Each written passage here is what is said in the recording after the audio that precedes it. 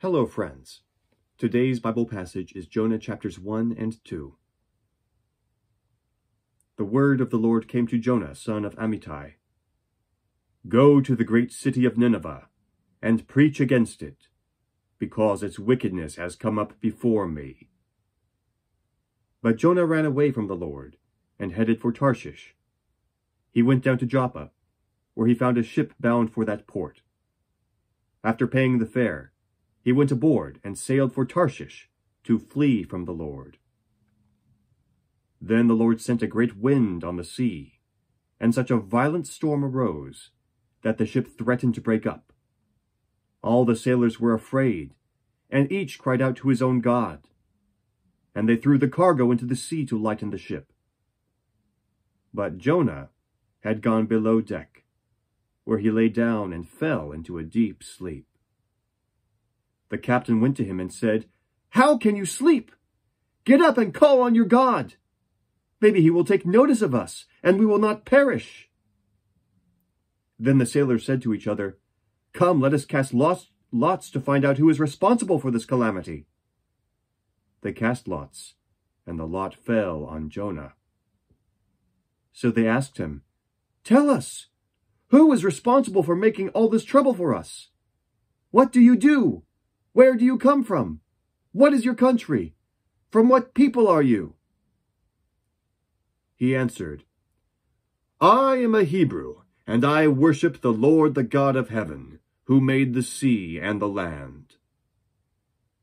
This terrified them, and they asked, "What have you done?" They knew he was running away from the Lord, because he had already told them so. The sea was getting rougher and rougher. So they asked him, "What should we do to you to make the sea calm down for us?" "Pick me up and throw me into the sea," he replied, "and it will become calm. I know that it is my fault that this great storm has come upon you." Instead, the men did their best to row back to land. But they could not, for the sea grew even wilder than before. Then they cried to the Lord, "O Lord, please do not let us die for taking this man's life. Do not hold us accountable for killing an innocent man. For you, O Lord, have done as you pleased." Then they took Jonah and threw him overboard, and the raging sea grew calm.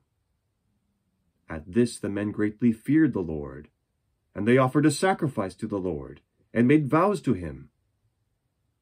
But the Lord provided a great fish to swallow Jonah, and Jonah was inside the fish 3 days and 3 nights. From inside the fish Jonah prayed to the Lord his God. He said, "In my distress I called to the Lord, and he answered me. From the depths of the grave I called for help, and you listened to my cry.